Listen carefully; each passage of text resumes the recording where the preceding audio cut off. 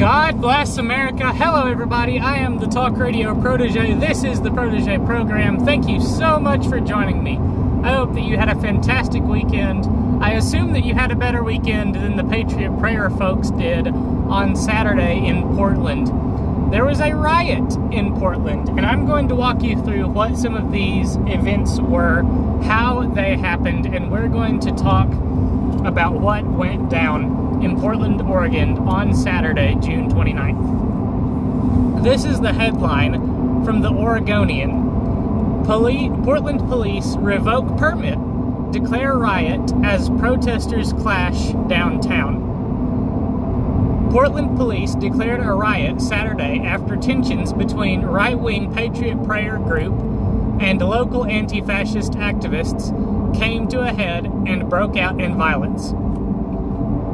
Now, the opening sentence and the headline, recall, we've talked a little bit about leftist reporting 101 and how you're supposed to react to the headline.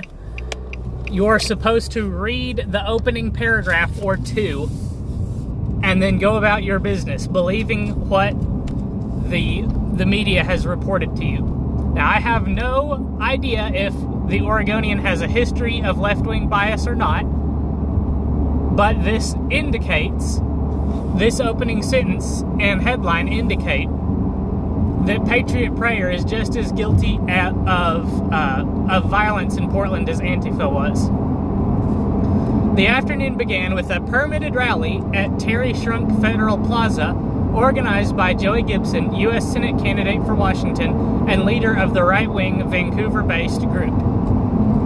Okay, so Patriot Prayer was legally present for a rally in Portland. What happened next? A counter-demonstration by masked local anti-fascist groups gathered nearby among a heavy police presence. Officers seized weapons such as utility knives, clubs, and chemical sprays, detaining several protesters early on. So if you have to have a permit, as you apparently do in Portland, to gather for a rally, did Antifa have a permit? The Oregonian was very explicit in telling us that Patriot Prayer had a permit to have their rally, but they were not explicit in telling us whether or not Antifa had a permit or not. So I am left to assume that Antifa did not have a permit to assemble as they were in Portland, and yet the police allowed them to assemble anyway. So we already have unlawful behavior by Antifa, unless somebody can correct me and demonstrate for me that Antifa did not have a permit. Let's continue to read. Portland police made 4 arrests during the demonstrations, none of them connected to the events of the day. Okay, so if these arrests are not connected, we're going to skip them. Things turned ugly shortly after 6 p.m. when Patriot Prayer protesters spilled into 3rd Avenue to begin their permitted march through the streets of Portland. So not only did Patriot Prayer have a permit to assemble in Portland, they had a permit to march through Portland. Now, before we go any further, I want to show you who Patriot Prayer is. This is from their Facebook page. This is their About blurb. Patriot Prayer is about fighting corruption and big government with the strength and power of love. Such fascism, much wow. I mean, seriously, guys, have you ever seen a more fascist Facebook page? So, Patriot Prayer is going to begin their march through Portland. And I want to show you, before we read on, I want to show you what happened next. We're going to watch this video. Search for, what do you search for? Search for the moment the Portland riot started. And this is the first video that you will see on the list. Antifa starting the Portland riot. And it's not like InfoWars is telling us that Antifa started the Portland riot. It's like Boston Antifa is telling us that Antifa started the Portland riot. So unless this is a troll account that is not really associated with Boston Antifa, the horse's mouth is telling us that Antifa started this riot. Now, Now, let's watch this video, and you tell me what it looks like. You can see where Antifa is, and you can see where Patriot Prayer is. Let me take a moment to talk about briefly an aside. In storytelling, who are the bad guys, and how do we know that they are the bad guys? Versus who are the good guys, and how do we know that they are the good guys? In conventional storytelling, the good guys wear vibrant, bright colors and generally do not wear masks that are meant to totally shroud their identities. The bad guys wear dark colors and typically do wear masks that are meant to totally shroud their identities. Who in this picture is wearing bright, vibrant colors, and who is wearing the dark colors? It's kind of hard to tell, but who in this picture is wearing masks meant to totally mask their identity, and who is not? Now let's watch this video.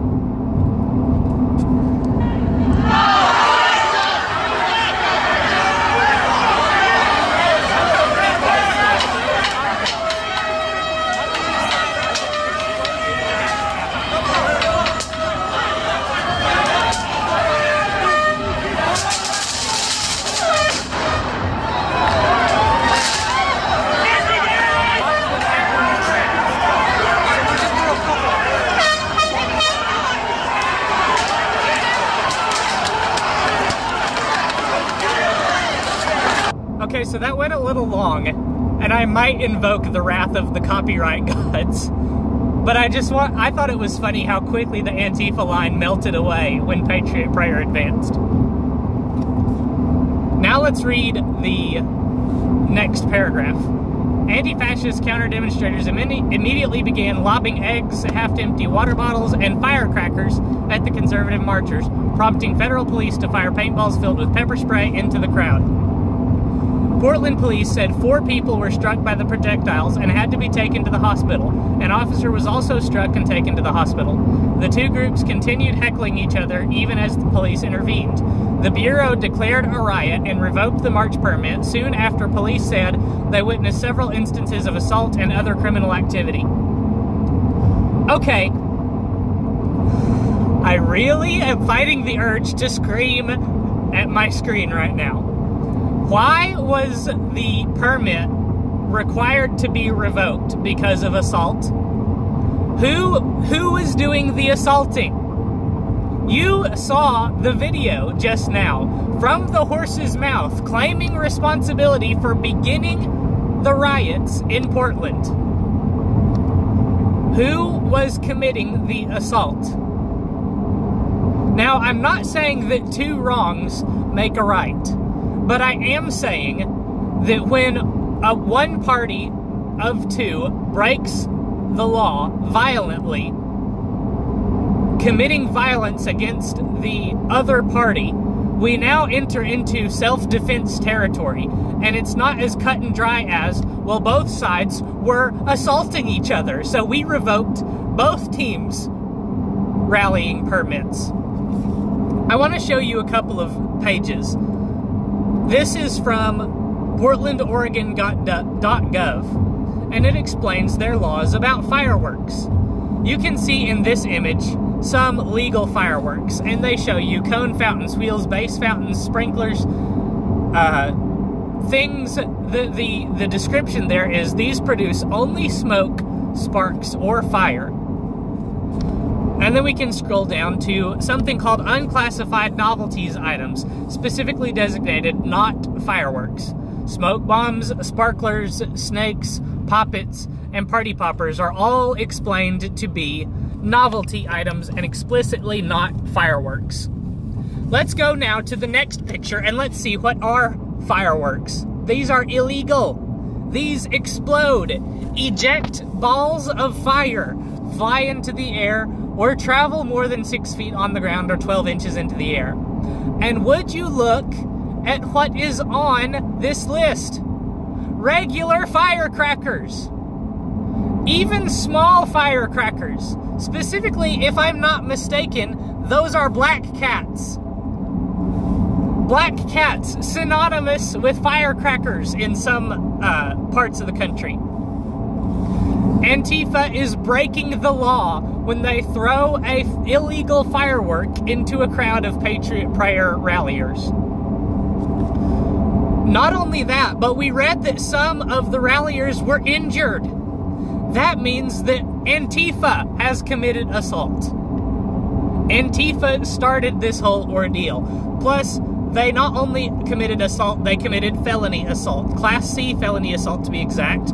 According to assaultandbattery.org for the state of Oregon, in the state of Oregon, you can be convicted of assault, third-degree assault, if you recklessly caused serious physical injury to someone under circumstances manifesting extreme indifference to the value of human life. Now, I don't know about you folks, but I would consider throwing a live firework into a crowd of people who are doing nothing violent as manifesting extreme indifference to the value of human life. And 4 Patriot Prayer ralliers were forced to go to the emergency room because of the projectiles thrown by Antifa. I would call that assault. It's arguable that it was second-degree assault. Assault in the second degree is when you are believed to have intentionally or knowingly caused serious physical injury to someone or caused serious physical injury with a deadly or dangerous weapon. And just Google firework accidents. It just so happens that in July, firework accidents eclipse firework accidents for the entire rest of the year in the United States of America. I don't know about you folks, but I would think that as grounds to possibly consider a firecracker a deadly or dangerous weapon. Arguably, in my opinion, Antifa has committed second-degree assault against Patriot Prayer. Patriot Prayer, I think, is now reasonably in fear of their lives. I mean, you saw in that video, the firework went off in the midst of that Patriot Prayer group.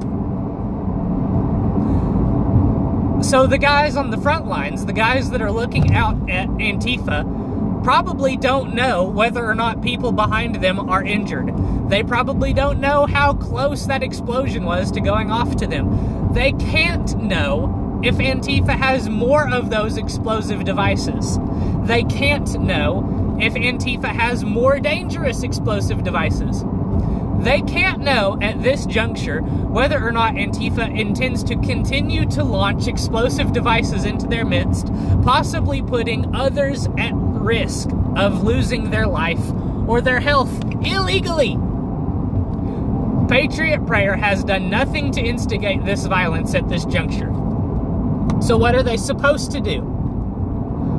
Are they supposed to sit there while Antifa continues to launch explosive devices into this crowd? Another brief aside. If Patriot Prayer had been throwing firecrackers into the Antifa crowd, do you think the Oregonian would have called these explosive devices firecrackers, or do you think they would have called them explosive devices? So I'm going to continue to call them explosive devices. You'll just have to excuse me for a little bit of artistic flair as I describe these events. Portland police closed Chapman and Lounsdale squares around the same time, according to a tweet sent out by the department. They ordered rioters to clear the area and warned that non-compliance would lead to arrest. Patriot Prayer demonstrators gathered again at Terry Shrunk Plaza shortly after the order. I would assume that to mean they left the closed area. They complied with the police orders. Several of them stranded as Gibson had arranged buses to shuttle supporters from a loading area in Vancouver. The first bus back to Vancouver was boarded just before 7:30 p.m. The conservative demonstrators were irked that police did not do enough to protect them, shouting at Portland officers and black-clad anti-fascists alike as they returned to the plaza. Gibson's supporters and anti-fascist counter-protesters alike arrived in the 2 blocks east of Portland City Hall hours ahead of time, heckling each other behind metal barriers set up by Federal Protective Service and Department of Homeland Security Police. So I ask you, who is in the right and who is in the wrong? And if you sympathize with Antifa, I'm going to tell you right now, your answer is incorrect. Because words are just not violence. I can say that your mother is going to die someday. And unless you're an extremely paranoid individual, you're not going to believe that that's a serious threat of violence. In fact, I can, in my own defense, say that this is simply an observation of reality. Unless you believe that Jesus is coming back to this earth before your mother dies, you believe that your mother is going to die someday. It's simply an observation of reality to say that your mother is going to die someday. It's not a threat in the slightest, and I'm not trying to make it a threat. I'm simply pointing out that words are not violence. Even words that observe the end of life or observe harm to someone's life are not violence. And you can't wish that words can be violence hard enough so that they are considered violence. On the other hand, violence carries with itself an implication that there will be more violence to come. For example, the launching of an explosive device into a crowd of people that are not being violent. And I don't care how many times you invoke Nazism, you're not going to convince me that words are violence. The only way that you could convince me that words are violence is if you can convince me that supporting socialism is supporting genocide. And I don't believe that supporting socialism automatically supports genocide. So you're not going to convince me that words are violence. That's going to do it for this video. I hope that you guys enjoyed. Leave a like if you did. Hit subscribe, hit the bell for notifications so that you don't miss a single video in the future. But you should also make sure that you check back every weekday for a new report, because you never know what's going on over at YouTube as far as their curation of your subscription feed is going to go. Thank you again so much for watching. I hope that you'll come back and join me in the next video. Until then, good night and God bless.